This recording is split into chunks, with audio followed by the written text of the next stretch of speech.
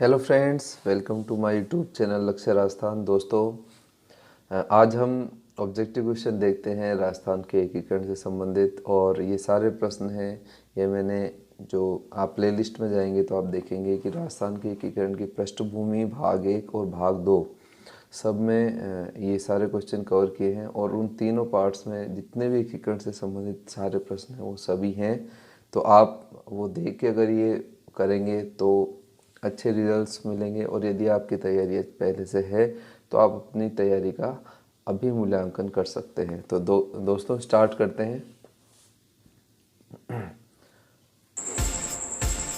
तो फ्रेंड, अगर आपको मेरा चैनल अच्छा लग रहा है, वीडियो पसंद आ रहे हैं, तो लक्ष्य राजस्थान चैनल को सब्सक्राइब कीजिए इस प्रकार से, और साथ ही वीडियो को लाइक कीजिए।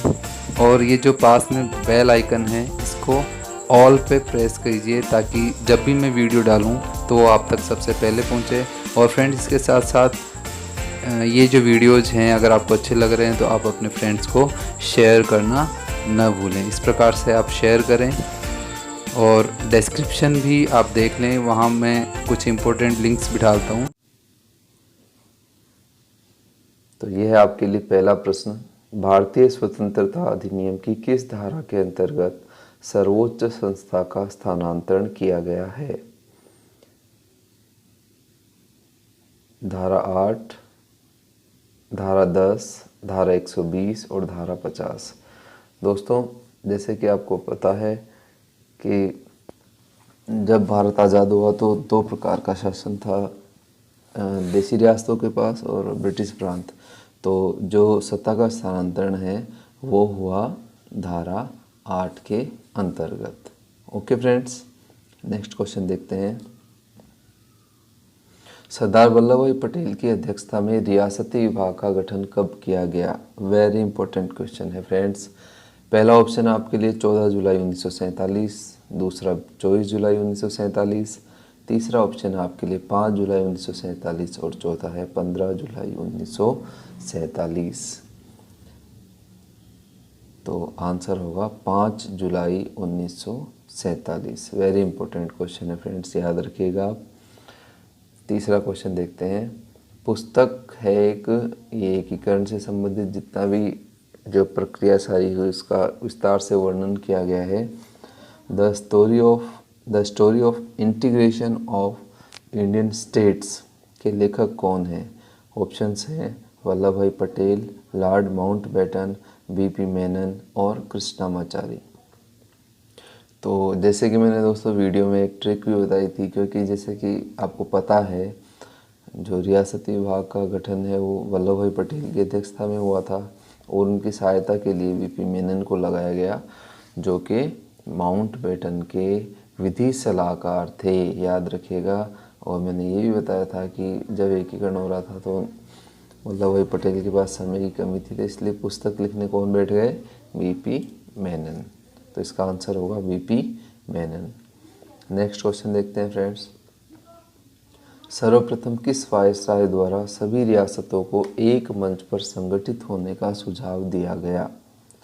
ऑप्शंस हैं Lord Mountbatten, Lord Irwin, Lord Wellesley और लिनलिथगो। तो आपका आंसर होगा लिनलिथगो। सबसे पहले सभी रियासतों को एक मंच पर संगठित होने को कहा गया इस वायसराय द्वारा। Next question. रियासती विभाग द्वारा स्वतंत्र रहने के लिए जो शर्त रखी गई थी कि 10 लाख जनसंख्या और आय, माफ़ कीजिएगा ये आय की जगह आप इसे आय पढ़ें, और आय 1 करोड़ हो, तो ये जो शर्त है राजस्थान के संदर्भ में कितनी रियासतें पूरा करती थीं? ऑप्शंस हैं दोस्तों आपके लिए 4, 5, 6 और 2। बहुत अच्छा क्वेश्चन है फ्रेंड्स, और आपका जो आंसर है ये होगा 4। ठीक है। इसमें मैंने आपको जब भी वीडियो बताया था तो उसमें बताया था दोस्तों 3 तो आप कर लीजिए पूरी याद, और उसमें एक बीकानेर जोड़ दीजिए तो आपका आंसर हो जाएगा। 3 पुर का मतलब हो गया जयपुर, जोधपुर, उदयपुर और बीकानेर। तो 4 ही ऐसी रियासतें थी जो इस शर्त को पूरा कर रही थी। अदरवाइज जो रियासतें हैं वो शर्तें पूरा नहीं कर रही थी, इसलिए फिर उन्होंने जल्दीबाजी में अपने संगठन बनाना या अपने संघ बनाने शुरू कर दिए। नेक्स्ट क्वेश्चन, गलत युग्म को चुनना है। पहला है अलवर के महाराज तेज सिंह, दूसरा भरतपुर के महाराज ब्रजेंद्र सिंह, तीसरा धौलपुर के उदयभान सिंह और चौथा करौली के राय बहादुर सिंह। तो दोस्तों बहुत अच्छा क्वेश्चन है। तत्कालीन जितनी भी रियासतें हैं उनके राजाओं के नाम हैं, और जैसे कि मैंने वीडियो में बताया था कि सभी राजाओं के नाम हमें याद रहने चाहिए। तो अलवर का तेज सिंह सही हैं, भरतपुर के सही हैं, धौलपुर के उदयभान जी सही हैं। तो गलत कौन है? करौली के राय बहादुर सिंह।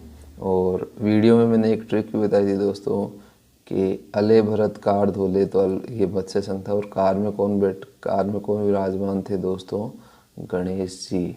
तो गणेश पाल जी थे उस समय शासक। तो राय बहादुर गलत है, तो आपका उत्तर होगा करौली। नेक्स्ट क्वेश्चन, राजस्थान के एकीकरण के द्वितीय चरण के अंतर्गत कनिष्ठ राज प्रमुख किसे बनाया गया? तो आपके ऑप्शन है महाराजा भीम सिंह, महाराजा बहादुर सिंह, महाराजा लक्ष्मण सिंह और महाराजा उदयभान सिंह। तो जैसे कि आपका आंसर होगा दोस्तों यहाँ महाराजा बहादुर सिंह। ये बूंदी के थे, भीम सिंह कोटा से संबंधित थे, लक्ष्मण सिंह डूंगरपुर से संबंधित थे और उदयभान सिंह धौलपुर से संबंधित थे। तो इस प्रकार आपका आंसर होगा बहादुर सिंह। क्वेश्चन नंबर 8, राजस्थान के एकीकरण के द्वितीय चरण के अंतर्गत कौन सी रियासत सम्मिलित नहीं थी? यहाँ दोस्तों आपको बताना है और आपके ऑप्शन है बांसवाड़ा, बूंदी, उदयपुर और शाहपुरा। तो आपका आंसर होगा, देखिए यहाँ द्वितीय चरण बताया गया है।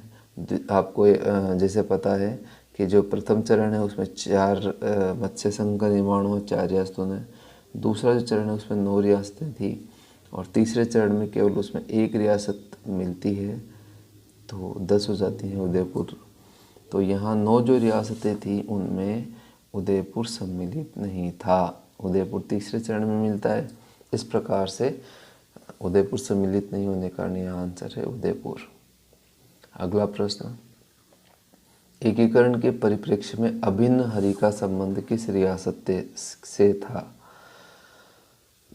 कोटा, बूंदी, बांसवाड़ा और डूंगरपुर। अभिन्न हरि, ये दोस्तों कुछ व्यक्ति हैं जिन्हें मंत्रिमंडल में शामिल किया गया था तत्कालीन सरकारों में। तो यहाँ आंसर होगा कोटा। अभिन्न हरि कहाँ से थे दोस्तों? कोटा से। नेक्स्ट, राजस्थान के एकीकरण में वह चरण जिसका उद्घाटन तत्कालीन प्रधानमंत्री ने किया। तो क्वेश्चन बहुत इजी है फ्रेंड्स, लेकिन थोड़ा सा यहाँ मैंने उसकी लैंग्वेज चेंज की है, ताकि अगर आपका कंसेप्ट बिल्कुल क्लियर है तो आंसर बहुत इजी है, और यदि बिल्कुल रट करके याद किया हुआ है तो फिर थोड़ा सोचना पड़ेगा। तो यहाँ आपके ऑप्शन है प्रथम चरण, द्वितीय चरण, तृतीय चरण और चतुर्थ चरण। जैसे कि अभी मैंने ऊपर वाले क्वेश्चन में बताया, तो आपका आंसर होगा यहाँ तृतीय चरण। जैसे कि मैंने अभी बताया था फ्रेंड्स, पहले में मत्स्य संघ, दूसरे में 9 रियासत और तीसरे में उदयपुर सम्मिलित होता है। तो उदयपुर जब सम्मिलित हुआ तब उसका उद्घाटन स्वयं प्रधानमंत्री जवाहरलाल नेहरू ने किया था। नेक्स्ट क्वेश्चन, एकीकरण के संदर्भ में राजपूत हेजेमनी जो मत है ये किसने दिया? चक्रवर्ती राजगोपालाचारी, वल्लभ भाई पटेल, वीपी मेनन और वीटी कृष्णमाचारी।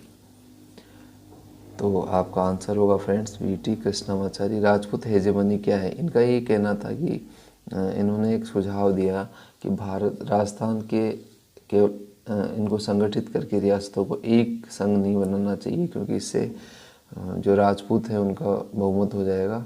और क्योंकि जो अधिकतर मोस्टली जो रियासतें थी उनके शासक उस समय राजपूत थे। तो ये जो मत है ये किसने प्रस्तुत किया? वीटी कृष्णमाचार्य, जयपुर से संबंधित थे।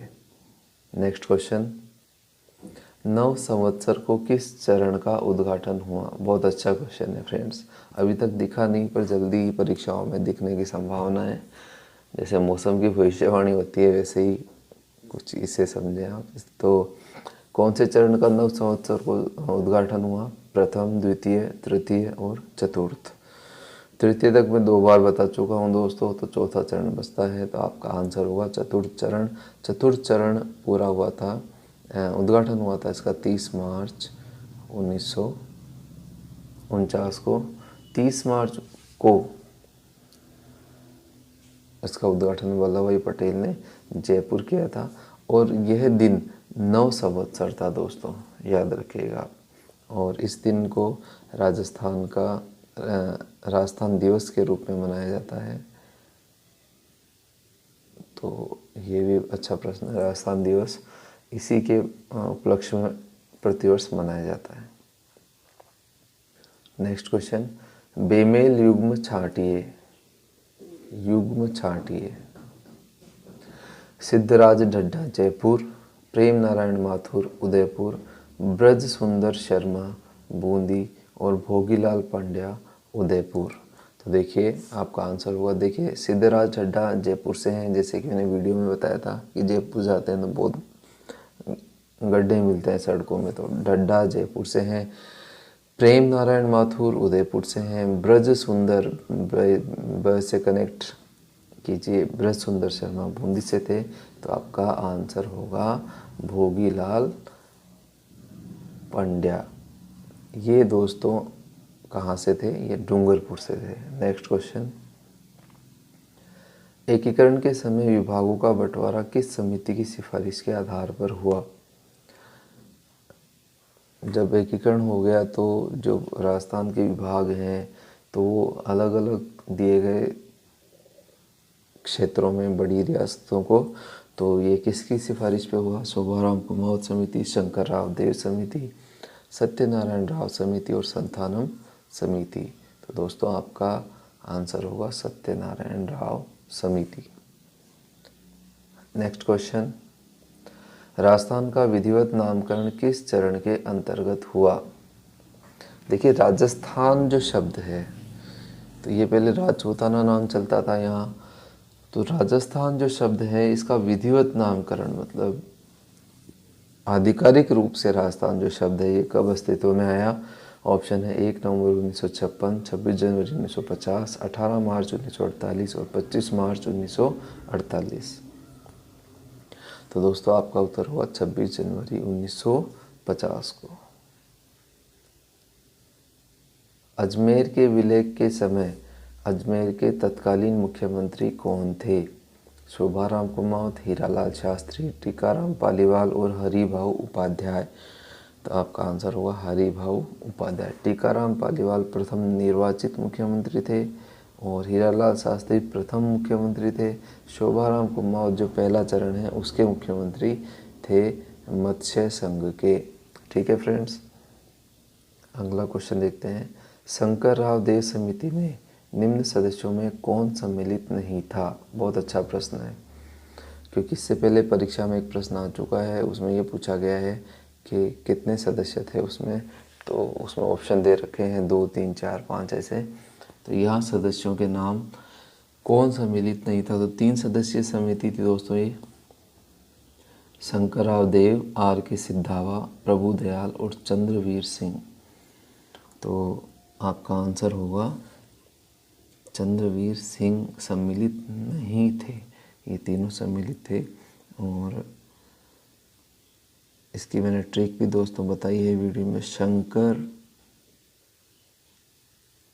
प्रभु सिद्ध है, शंकर जो प्रभु हैं ये अपने आप में क्या हैं दोस्तों? सिद्ध हैं। तो शंकर, प्रभु और सिद्ध ये तीनों सदस्य थे। चंद्रवीर सिंह बांसवाड़ा के थे जिन्होंने कहा था कि मैं अपने डेथ वारंट पर हस्ताक्षर कर रहा हूँ। नेक्स्ट क्वेश्चन, किस रियासत का विलय 2 चरणों में संपन्न हुआ? परीक्षा में आया हुआ प्रश्न है और बहुत अच्छा प्रश्न है फ्रेंड्स। तो इसका आंसर होगा सिरोही। 2 चरणों में इसलिए कहा जाता है क्योंकि माउंट आबू को छोड़ते हुए, माउंट आबू देलवाड़ा को छोड़ते हुए इसका एकीकरण किया गया। बाद में विरोध होने पर उन्हें भी शामिल किया गया अंतिम चरण में। इस प्रकार से सिरोही का जो पूर्ण विलय है वो 2 चरणों में संपन्न हुआ। नेक्स्ट, संयुक्त राजस्थान 18 अप्रैल 1948 के राज्य प्रमुख या राज प्रमुख किस रियासत से संबंधित थे? 18 अप्रैल है तो ये तीसरा चरण है। तो यहाँ के राज प्रमुख कहाँ से थे? तो यहाँ के राज प्रमुख दोस्तों थे उदयपुर से। ये नाम कंफ्यूज करते हैं फ्रेंड्स, इसलिए आप अगर समय दे रखा है तो आप समय पे ज़्यादा ध्यान दीजिएगा।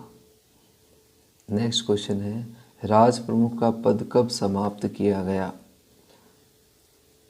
तो जैसे कि आपको पता है कि जब एकीकरण हुआ तो राज प्रमुख बनाया गया था। तो जब पुनर्गठन किया गया राज्यों का और पुनर्गठन पूर्ण हुआ 1 नवंबर 1956 को। तो यहाँ 4 ऑप्शन दे रखे हैं, 26 जनवरी 50, 1 नवंबर 1956, 15 अगस्त 47 और 30 मार्च 48। तो दोस्तों ये जो पद है ये समाप्त कब हुआ? 1 नवंबर 1956 को। तो जो राज प्रमुख होते थे ये पद चलते रहे और प्रीविपर्स मिलते जा रहे थे। प्रीविपर्स यानी पेंशन मिलती जा रही थी इनको। और जब राज्यों का पुनर्गठन हुआ 1 नवंबर 1956 को तो ये जो पद है ये समाप्त कर दिया गया। और पद समाप्त करने के साथ ही राज्यपाल का पद सृजित हुआ। तो 2 प्रश्न यहाँ तैयार होते हैं दोस्तों। राज्यपाल का पद कब अस्तित्व में आया? 1 नवंबर 1956। राज प्रमुख का पद कब समाप्त हुआ? 1 नवंबर 1956। और राजस्थान का स्थापना दिवस कब बनाया जाता है? 1 नवंबर 1956। याद रखिएगा फ्रेंड्स, राजस्थान दिवस 30 मार्च को और राजस्थान का स्थापना दिवस 1 नवंबर 1956 को। तो इस प्रकार से फ्रेंड्स ये मैंने कुछ महत्वपूर्ण प्रश्न कवर किए हैं इस वीडियो में और मुझे आशा है कि आपको ये अच्छे लगे होंगे और बहुत अच्छे प्रश्न हैं। और संपूर्ण अध्ययन के लिए आप मेरे 3 वीडियो देखिए। एकीकरण की पृष्ठभूमि अपने आप में शानदार और यूनिक वीडियो है, वो आप ज़रूर देखिएगा। तो मिलते हैं अगले वीडियो में। Thanks for watching. जय हिंद, वंदे मातरम।